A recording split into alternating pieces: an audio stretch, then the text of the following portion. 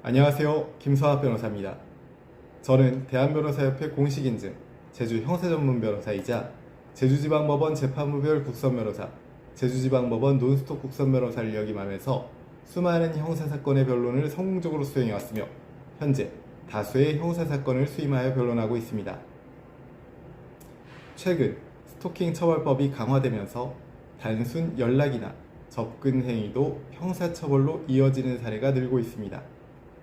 특히 경찰로부터 긴급 응급조치를 받았음에도 이를 위반한 경우 사안이 매우 심각하게 취급되어 구속까지 이어질 수 있어 각별한 주의가 필요합니다. 오늘은 제주 스토킹 변호사의 실무 경험을 바탕으로 긴급 응급조치가 무엇인지, 이를 위반하면 어떤 처벌을 받게 되는지, 그리고 선처를 위한 대응 방안에 대해서 설명드리겠습니다.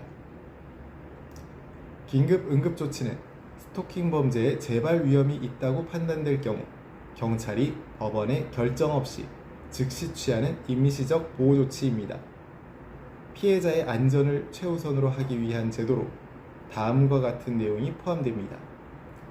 피해자에 대한 접근 금지, 전화, 문자, SNS 등 연락 금지, 주거지, 직장, 학교 인근 접근 제한. 이 조치는 통상 48시간 이내에 단기간 적용이지만 이후 잠정 조치로 이어질 가능성이 높아 초기 대응이 매우 중요합니다. 스토킹 혐의로 긴급 응급 조치를 받고도 이를 위반한 경우 단순한 스토킹 행위보다 훨씬 무겁게 처벌됩니다.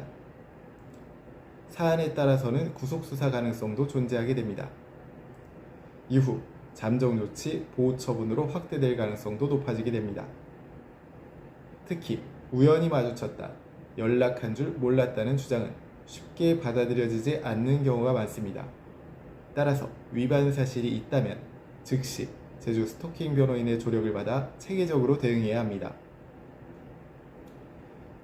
법원과 수사기관은 긴급 응급조치 위반을 법질서에 대한 명백한 도전으로 평가하는 경향이 있습니다. 이미 경고와 제한이 주어졌음에도 이를 어겼다는 점에서 재범 위험성이 높다고 보기 때문입니다. 또한 피해자의 불안감이 극도로 커진 상태이므로 단순 반성문 제출만으로는 선처를 기대하기 어렵습니다. 이런 이유로 제주 스토킹 변호사를 통한 전략적인 선처 자료 준비가 필수적입니다. 스토킹 긴급 응급조치 위반 시 선처 방안으로는 첫 번째, 위반 경위에 대한 객관적인 소명이 있어야 합니다. 고의적인 접근이 아닌 불가피한 상황이었는지, 단순 착오였는지에 대한 구체적인 설명이 필요합니다. CCTV, 위치 기록, 통화 내역 등을 통해 위반의 정도를 최소화하는 것이 중요합니다. 두 번째는 피해자에 대한 진정성 있는 사과 및 합의 시도가 필요합니다.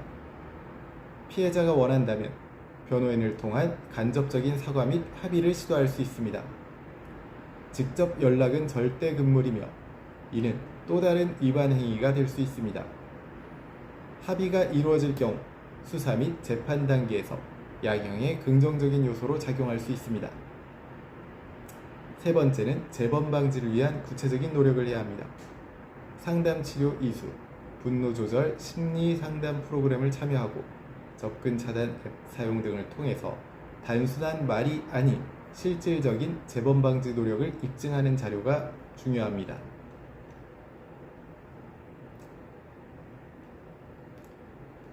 스토킹 혐의, 긴급 응급조치 위반은 결코 가볍게 볼 문제가 아닙니다.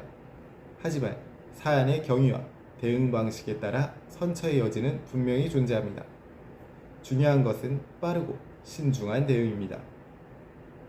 현재 스토킹 사건으로 어려움을 겪고 계시다면 언제든지 제주 형사전문 변호사 김성학 법률사무소를 찾아주시면 신속, 정확한 해법을 제시해드리겠습니다.